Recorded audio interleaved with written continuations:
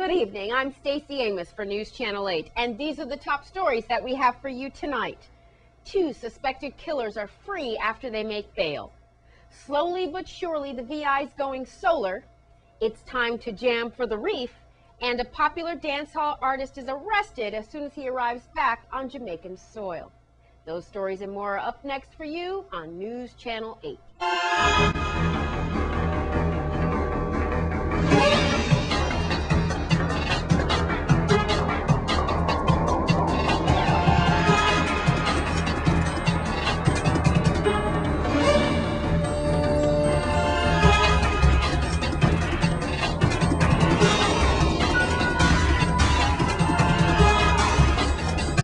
Story tonight, 2 suspected murderers are out on bail this evening. VI Superior Court presiding judge Daryl Donahue granted the release Monday of 2 men charged in the May 10th murder of 32-year-old Gilbert Hendricks. Craig Muller, 27, and Elvin Rensford, 27, were both seated in the courtroom as their attorneys made motions asking for a reduction in their bail that had been set at $1 million after their arrest.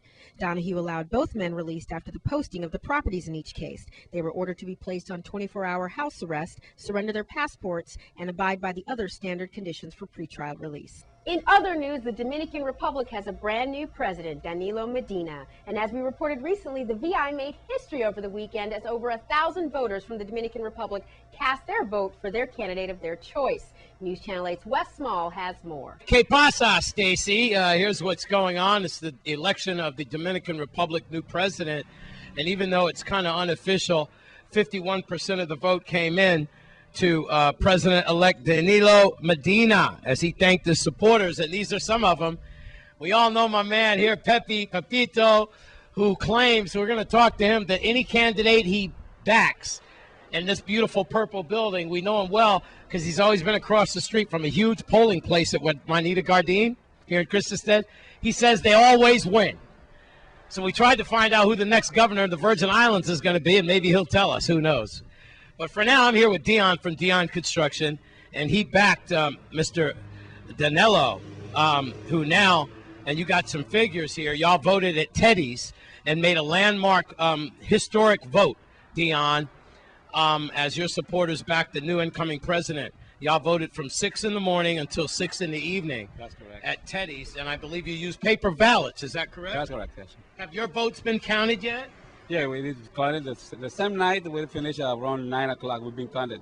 And those votes went into the Dominican That's Republic? Yeah, they went in already. Wow. Yeah, it's computerized everything. So there was an official from we call in Spanish, Junta Central Electoral, which is Board of Election here in English. And the same night was sent to the Dominican Republic. That's why the Junta Central Electoral, the Board of Election, already have all the documentation in. And that's why, even if it's not official, but we already know that Danilo Medina is the winner of the presidential election in the Dominican Republic. Well, you guys look pretty happy. All right, let's get some figures out. How many Virgin Islanders, St. Croix people from the Dominican Republic voted in the election, to your best of knowledge, at Teddy's? For the first time in the Virgin Island, we have, first time again, 1,300 voters. And it's been an effort for all the Dominican people, the Dominican Republic community here in the Virgin Island. And I should say that we feel proud at this time because they including us now in this presidential election that been happened since 2004.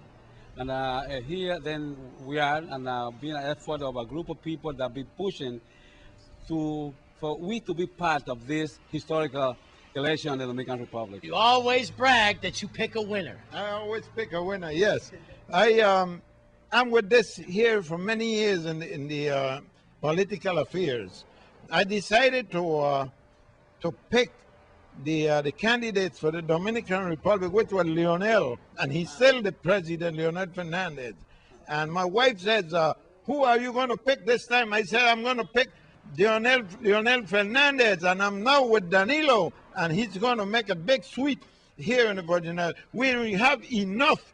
We already checked this out, that we have enough Dominican voters here that they could put someone in the Senate also. The among the Dominican people is in the Virgin Islands here. With that, who do you think in 2 years is going to be the next governor of the United States Virgin Islands. I hope they choose here for the campaign headquarters. Well, It's Feliz. you know what's going to happen there.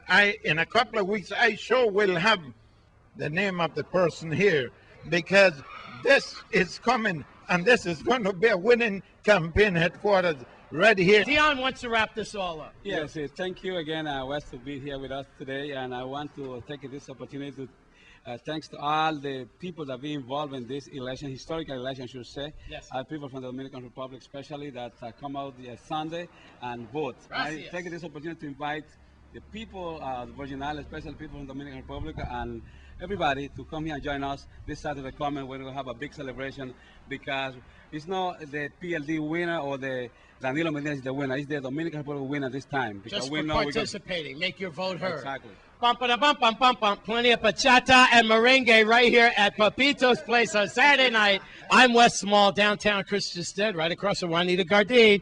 In a couple of weeks, Poppy will pick the next governor of the Virgin Islands. I sure will. I'm Wes Small for News Channel 8. Well, Hovensa's Chief Operating Officer Brian Lever is talking to the St. Croix Hotel and Restaurant Association this evening at the DV Resort and Casino. On the agenda, the discussion of the shutdown and terminal operations that are going on. We'll have an update for you tomorrow. Well, slowly but surely, the VI is trying to become less dependent on oil and more smart by going solar. News Channel 8's Wes Small files this report. We are at the Department of Energy office here, home base in Fredericksted, with Don Buchanan, Public Information Officer, is going to let us know what's going on with energy and solar. And I have to tell you, you know, it's interesting. I was watching a documentary the other night on the Weather Channel, and it was interesting about turbines, what they can do, and how they were like taking care of 35,000 people, just one wind farm in Guatemala. And it's here we are in the Virgin Islands with sun all the time. So Don, please let us know what's going on as we try to get solarized and catch up with the real world. At a time like this, we really need to go solar. So explain to us what we're going to see about paneling and what's new. Well, what is new is that it's a lot cheaper than it used to be. It just becomes more economically feasible every month to get solar on the Virgin Islands. I mean, the cost of sunshine doesn't go up. It stays the same price. And the cost of insulation is what's been going down. The panels have been going down. What we've seen that happen recently is that our rebate program ended, and that rebate program was meant to stimulate the market for solar. And it seems to have done that. Well, we have one guy that's a vendor said his orders have quadrupled in the last years. One of the other things that is making this motivation, I guess I have to mention too, is that the shutdown of Hovensa has made people a little bit more concerned. They're thinking more, why am I dependent on oil? Like, oil used to almost be our friend in the Virgin Islands, but that's a dubious relationship. But it did contribute to the economy, and now we have no more reason to be so friendly with oil. We can start looking at the other sources of energy like solar, and I think that has been a motivating factor. Tell us how people can go online, and I believe you wanted to show us something, a demonstration or what have you. Well, I don't know if you're. We know we've been watching some things as we talk. Yes, sir. Yeah, this here is like a site. This is like something that would never happen before. I mean, that's one of the things that's changing in solar, is that now you can go to Christiansted and just see, here's a map, and I'm going to click on it. I click over here in Christiansted and list all the places in Christiansted that have solar panels that are, here you got a residential system, Grimes, that's a guy's name. You don't have to put your name, but Sargent, Trevino, some people just, you know, they name in their site. Like this one I know here is producing good. It's called Talented Square. Okay, now here's another site. And what I'm saying is that this is information that is at the residents' hands. From St. Thomas Airport. And this is at the St. Thomas Airport. You can click in here and see. First, they explain it a little bit to you in this graphic. And here's a graphic showing you how much energy it produced. I mean, we all know that 4 a.m. you're not going to get much sunshine. So this just tells us the reality. But it tells us with a very specific reality, like exactly how many kilowatt hours you're getting, you know, at noon. I mean, they're getting a lot over there today. Then this one tells you like a lifetime production. You know, it doesn't sound like much, $900 a day, but it adds up. That's how much they're producing there, is $900 a day of energy. How could people get in touch with the Energy Department? How can they go online? What numbers can they call? Okay, online is www.vienergy.org. Our number in St. Croix is 714-8436. St. Thomas is 713-8436, same thing. And I would like to mention we're having Eden Conference. It's Eden USVI. It's June 11th, and we're highlighting one of the buildings that has gone through our WISE program, which is it's a program geared more to commercial buildings and businesses and retrofitting. I know we were talking about solar, but that's the other part of the energy office too, is energy efficiency. Don't worry. And we're going to be highlighting some of that at the Eden Conference, June 11th, where anybody's invited to that's interested in energy issues in the Virgin Islands. Don Buchanan, Media Relations Rep for the Department of Energy in Frederickstead near Mars Hill. I am Wes Small for News Channel 8. Coming up, busy signals behind bars. We'll tell you why in our Caribbean report.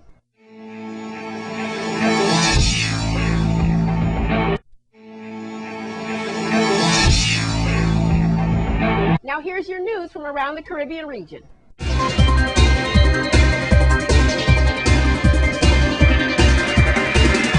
From the Caribbean region, Delta Airlines will be adding new flights to destinations in the Caribbean, including the Bahamas, St. Martin, Jamaica, Aruba, and the Dominican Republic from LaGuardia Airport and JFK Airport in New York City.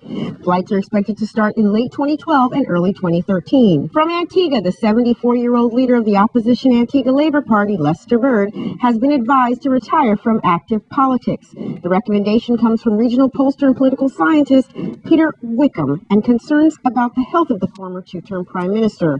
Wickham says Bird's insistence on running if party supporters favor is neither good for the party or the leader. From Barbados, a delegation from Barbados is expected to travel to Trinidad and Tobago soon to hold further talks on the proposed natural gas pipeline, an initiative that would result in a significant savings for Barbados. From the Dominican Republic's president-elect Danilo Medina said he wants to restore the friendship he affirms having with defeated rival Hipólito Mejia and his family, calling him a worthy opponent. In Monday's celebration speech at ruling PLD party headquarters, Medina said Mejia should feel good because the process confirmed his national leadership and stressed his respect. From Guyana, gay rights activists in Guyana are calling for the nation to repeal cross-dressing and sodomy laws.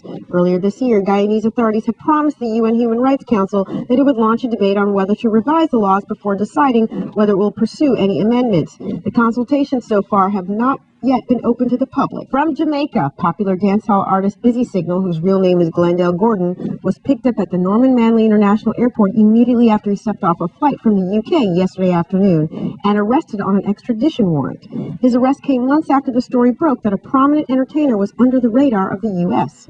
Apparently, the entertainer was returning from a tour in Amsterdam, and according to a law enforcement officer, Busy has been under investigation since 2002. From St. Kitts, Prime Minister Dr. Denzel Douglas was on Sunday re-elected unopposed for the 24th consecutive year as national political leader of the ruling St. Kitts Nevis Labour Party. From Trinidad, Prime Minister Kamala Broussard-Bissessar has discharged herself from the Queen Elizabeth Hospital in Bridgetown, Barbados.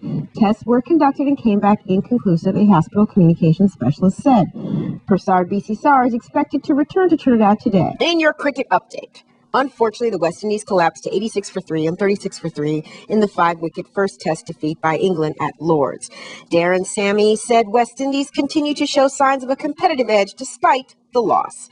The West Indies captain said he was quite pleased. However, Sammy did nothing to quash the theories that Chris Gayle should be invited back to strengthen the team in the rest of the test series against England, as well as the one-day matches that follow. Gayle's involvement in IPL happens to be over after the Royal Challengers Bangalore were eliminated from the tournament.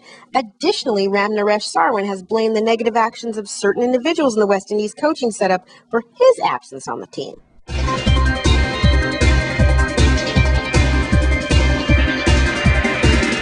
Please be sure to check our Facebook page for all full details and stories in the Caribbean Report. Now, the 5th annual Reef Jam will be in full effect this weekend. News Channel 8's Wes Small has the story. Thanks a lot, Stacy. I'm here at Rainbow. We're talking about the Reef Jam here with Janelle and Melanie. And Janelle's the founder and is going to tell us all about it. Oh, it's just a beautiful day. As you can see, that got people in the water, people having them nice libations there. Kind of makes me sad to work, I tell you. Well, Janelle, we'll start with you. What annual event is this of Reef Jam? And tell us what it's all about. Sure. This is our 5th annual Reef Jam, and Reef Jam is a project of the St. Croix Environmental Association here on St. Croix. And what we do is we raise money for marine-related education and outreach programs. All the money stays here. It's raised locally and it stays locally, and we do a lot of activities throughout the year with the funds that we raise at Reef Jam. I understand like the Boy Scouts and different organizations take advantage of that, and they learn about Mother Nature and how to protect our special interest, which is the coral. That's what makes us paradise. That's right. Everyone is available to come to Reef Jam if you have any sort of education, outreach, and stewardship program that's happening on island, and we can use the funds to help support those programs. All right. Well, tell us now about the acts. I see the guys there getting the stage ready. Rainbow has been the venue for many great, outstanding acts, local and national, international. Who can we expect on tap? Okay, well, this year we have Kurt Schindler playing, which he plays every year because if you don't know, he's my husband. He's going to start off the day for us, and then we also have Reef Rap, which is very exciting. This started last year. This is a competition for local high school students. Yeah. They make a song about the reefs and what we can do to protect them, and they perform at Reef Jam. They have all kinds of prizes that they can win, and it's really fun. Last year was the first year. It was so successful that we're going to continue to do it. It was really wonderful. And then we're ending out the night with Fire Train. They're always fun. People love to dance. So it should be a really, really great day. So like a reef rap, like starfish, starfish, you shine so bright. Like, and then finish. Where were you? We gotta get you on stage. Alaka. All right, tell us the days and hours. How's that going? Okay, well, Reef Jam is this Sunday. It's May 27th. It's right here at Rhythms at Rainbow Beach. It starts from 1 and it goes until 10 p.m. And it is a family day.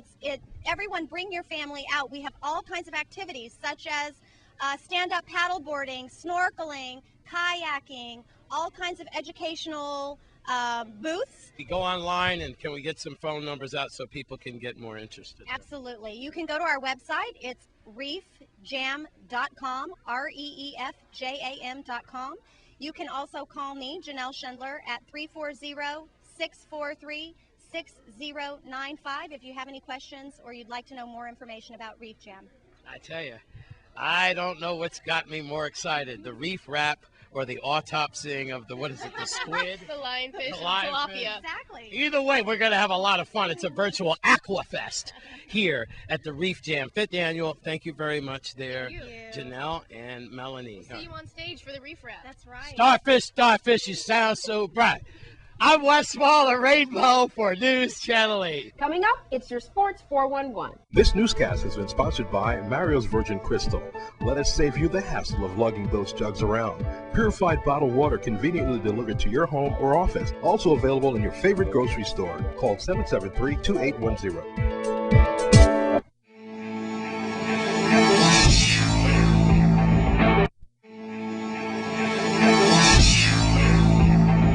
Tonight, Coof has some tournament soccer for Sports 411. Thanks a lot, Stacy. This past weekend, we had the retroactive annual Goodwill 40 and over soccer tournament held at the Shang Ball Field. We had teams visiting from St. Thomas, Tortola, St. Croix, and St. Martin, last year defending champs. I spoke to organizer Mania to give us the 411. Right now we're coming to the ending of the Retro Masters Tournament, the annual tournament, where we have our team from St. Martin, and you can see the guys from St. Martin part here. They're coming up against the Retroactive in the final. St. Martin have 9 points going into this game. Retroactive have 10 points going into this game. So all Retro need is a tie, and St. Martin need a win. So I'm pretty sure we're going to keep the championship here this year. Okay, tell me who some of the teams who participated in the tournament this year. Yeah, this year we have Tartola. That's the guys them over in the green. Those shot class which I'm over there in the green right there. That's the Tartola team right there. All right, we have St. Martin. We have St. Thomas on the field right now. We have the Rovers and also Free Will. 16. Okay, and Retro, that you guys is 40 and over, right? Yeah, 40 plus. The master. We don't say 40 and over. We don't want to sound like our old people. We're the masters, for this sport. Okay, and I know you guys look forward to this event annually, and you guys couldn't do it without help. Anybody you want to thank out there? Well, we like to thank all the guys that help us, guys like Spartan Concrete, we have Rum Runners, we have like the Last Dog Pub, we have Tavern 1188, we have Capital Cheese, we have Colin Haja, Massive Production, all these guys, every year they put out themselves and help us with the sponsorship here and there to make sure this thing happens. And don't forget, earlier today we have the U13 teams. We have the team like the Scorpion from the school down in Paradise. We have the Grasshopper, and we have the Red Dragon, and we have the AYSO team. And the AYSO was the champion in that tournament, the early tournament called the U13. Well, in the championship game, we had St. Martin, the defending champs, going up against St. Croix Retroactive team. St. Martin needs to win to defend their title, while Retroactive just needs a draw to win it all. Well, St. Martin wasted no time to put the pressure on as they score in the opening minutes of the game. Go, go, go, go, go, go, go, go, go, go! As they went on to win 2-1 as they defended their title in the annual Goodwill Tournament. In second place, it was Retroactive with 10 points. Tartola was third with a total of 9 points. Rovers was fourth with 7 points. Earlier in the day, they had the 13 and under U tournament. AYSO was first, Grasshopper was second, Scorpion third, and Red Dragon fourth. That's a look at your Sports 4-1 update. I'm Stephen Francis for News Channel 8. Back to you, Stacy.